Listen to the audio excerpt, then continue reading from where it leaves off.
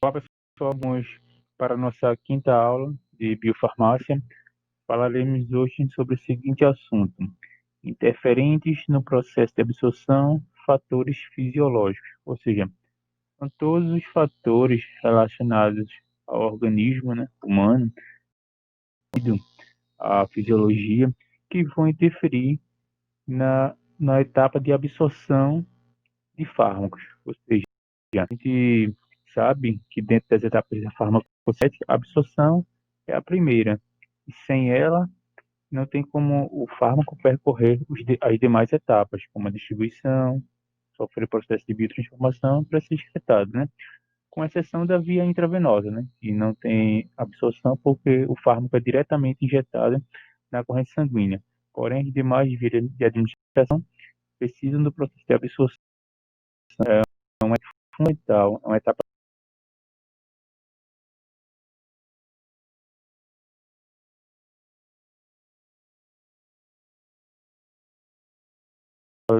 no processo de absorção.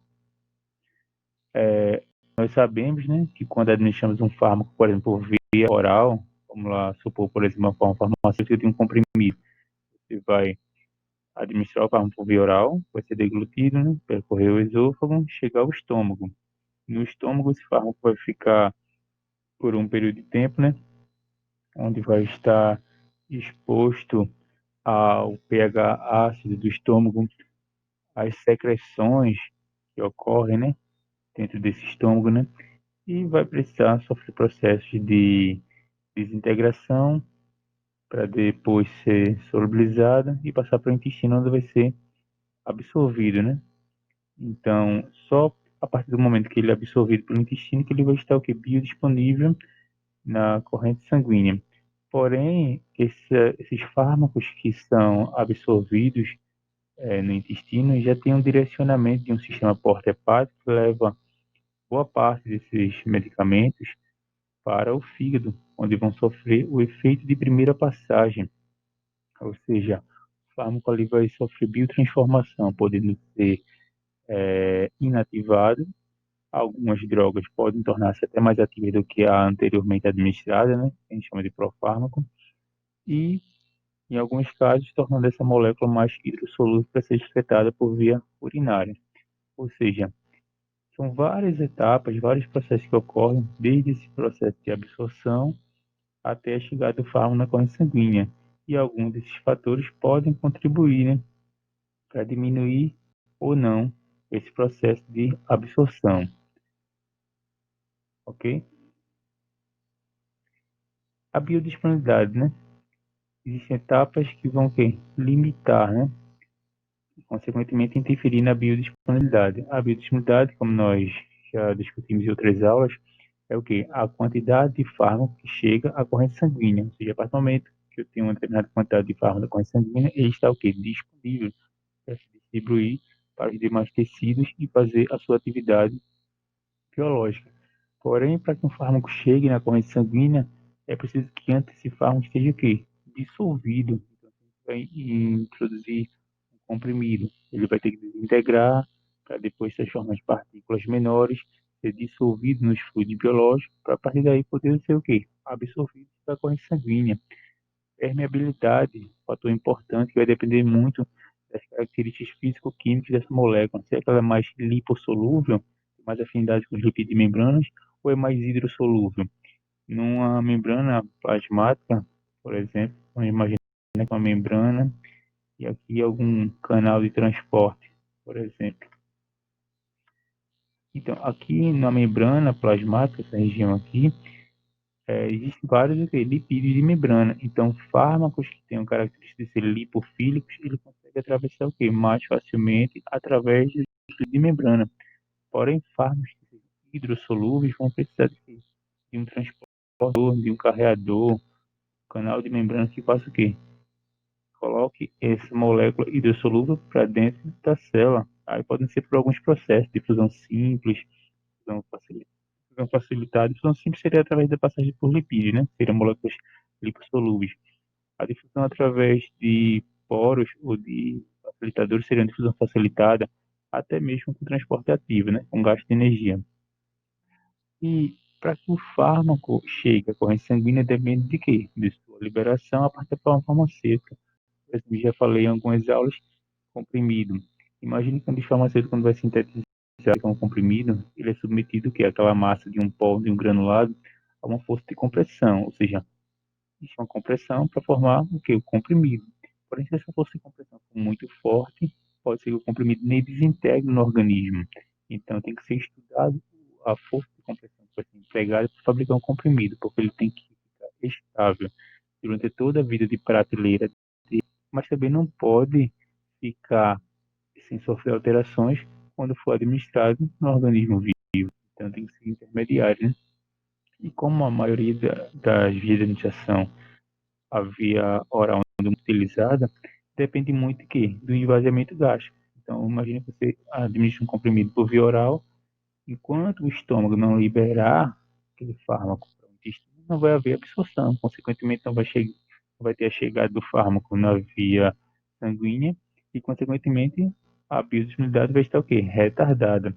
Além de que o medicamento, o fármaco, pode sofrer processo de metabolismo, não só a nível hepático, mas também já intestinal, né? No próprio lume intestinal tem a participação de algumas enzimas, né?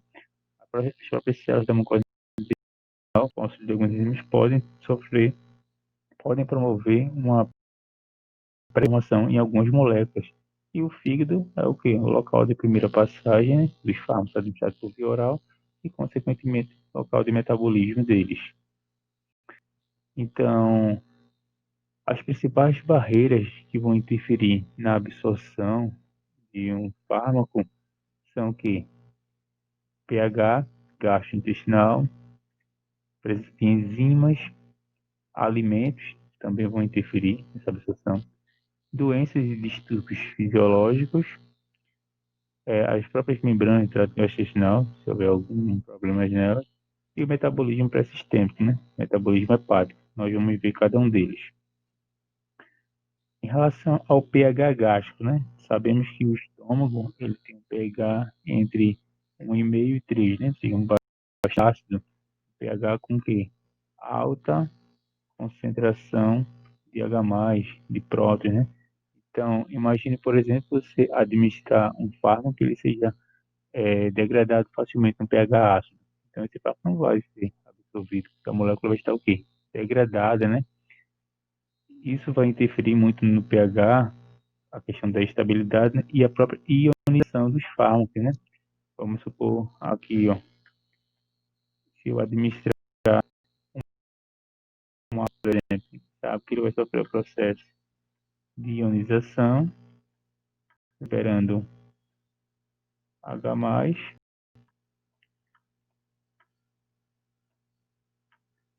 mas se eu contrair, que é para ser um mais,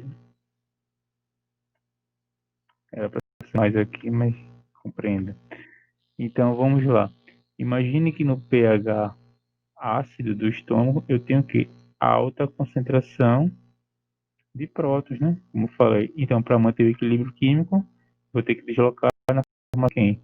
Da forma molecular não ionizada, ou seja, por isso que os fármacos com caráter ácido são também absorvidos no pH ácido do estômago, né? Apesar da membrana do estômago não ser tão especializada no processo de absorção, fármacos com caráter ácido conseguem ser absorvidos, já que há esse deslocamento na formação de quem?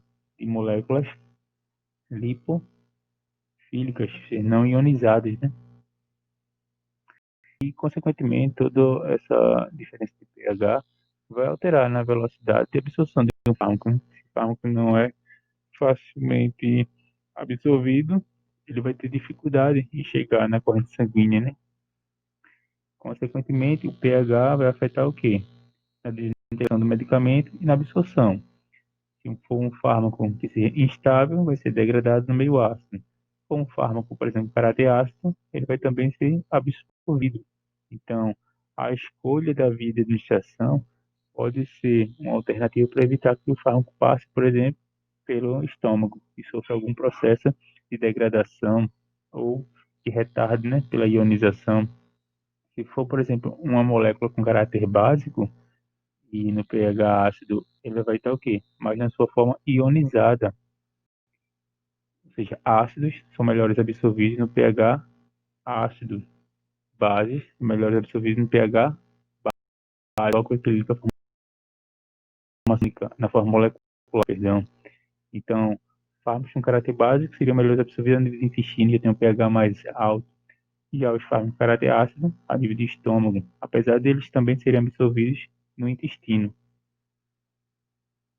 A presença de enzimas.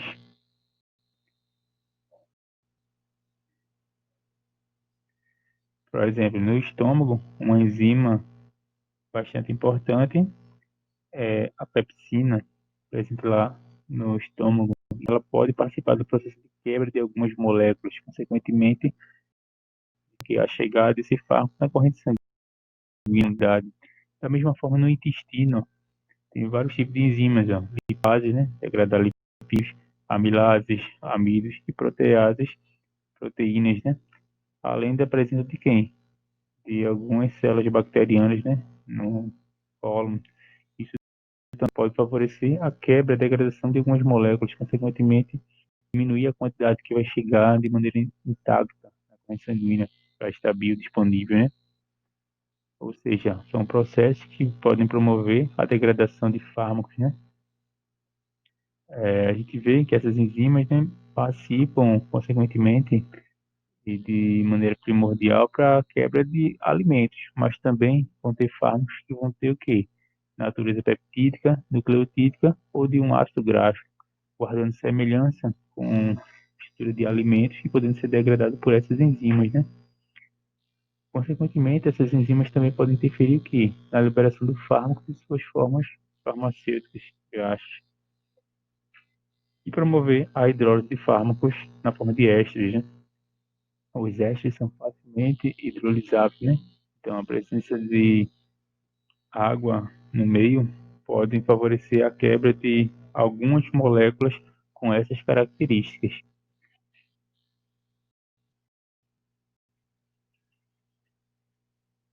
Outro seria a influência de alimentos, né? Outro fator que também vai interferir nesse processo de absorção de fármacos. Então, nós vimos, né, lá a questão do pH, mas o pH também vai influenciar na própria digestão de quê? De alimentos, fazendo com que o alimento fique mais tempo ou não no estômago. E isso retardando o quê? A liberação do conteúdo estomacal para o intestino. Então, o fármaco pode ficar mais tempo retido no intestino com a presença de alimento que ainda não foi repassado para o intestino, quando seria absorvido, né? Então, tudo isso vai influenciar no processo de dissolução e absorção de fármacos com caráter ácido ou básico, lá naquele equilíbrio químico que nós mostramos. E também existe o processo de competição com fármacos por mecanismos especializados de absorção. Nós vimos que tem o quê? Enzimas no estômago, no intestino, que vão degradar o quê? Alimentos. Porém, existem fármacos com características semelhantes à de quê? A de proteínas, de carboidratos e lipídios. Então, vai haver a competição de alimentos e fármacos pelos mecanismos, né? Que seriam as enzimas, né? Então, consequentemente, pode um ser degradado mais facilmente do que outro, no processo de competição.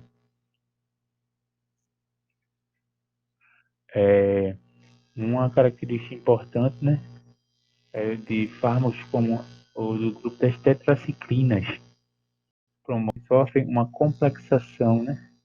Ou seja, quando você administra fármacos desse grupo com alimentos que possam ter elementos como ferro, cálcio, magnésio, né? Eles vão formar o quê? Complexos insolúveis com as tetraciclinas, consequentemente diminuindo o quê? Sua absorção. O cálcio, né, principalmente encontrado em alimentos derivados de leite. Então, a tetraciclina tem essa estrutura química aqui, ó. E o M representa qualquer um desses elementos, o alumínio também, geralmente o cátions, né? E aí ela vai complexar, ó, ligar a estrutura da tetraciclina, retardando, diminuindo, né, essa absorção do fármaco.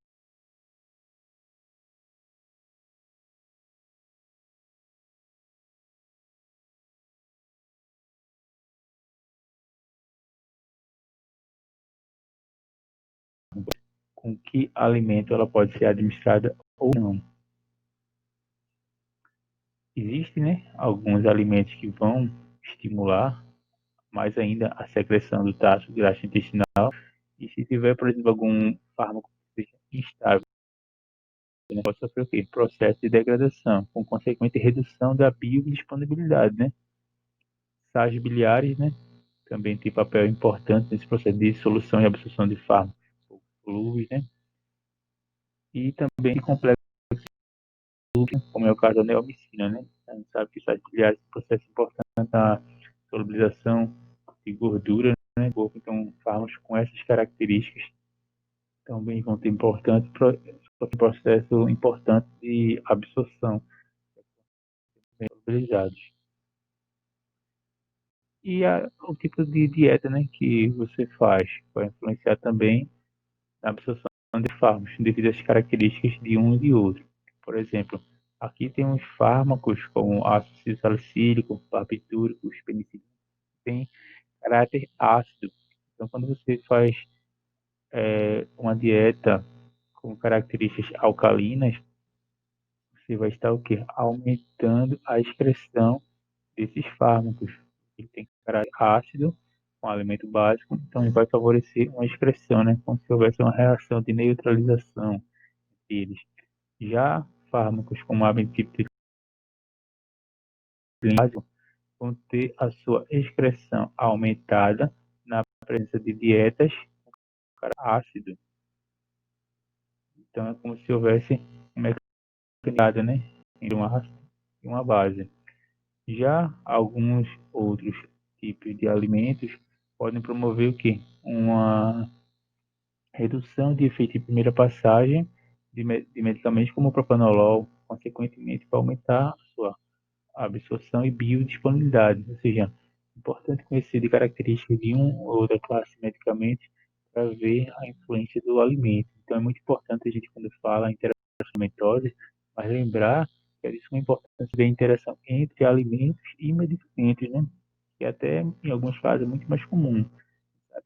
Indivíduos, por exemplo, idosos que utilizam vários medicamentos por dia, mas existem pessoas que não utilizam uma quantidade grande de medicamentos, mas tem diminuição do efeito terapêutico do medicamento que está fazendo uso ou interação com a área. É importante conhecer essas propriedades também. Outro fator importante são as doenças e distúrbios fisiológicos, né, que vão comprometer muito a absorção de fármacos. Ou seja, um indivíduo que tenha, por exemplo, um estômago com essa área aqui e fez depois uma cirurgia de redução, ó. Olha o quanto ele diminuiu a área do estômago, né? Consequentemente, vai diminuir os processos fisiológicos que ocorrem, né, na dissolução dessa forma farmacêutica e liberação para o intestino, né? Ou seja, são um fator que vão interferir também o quê? Na biodisponibilidade do fármaco, né? Consequentemente, o medicamento aqui, ele vai passar o quê? O menor tempo agora de residência no estômago. O estômago agora tem o quê?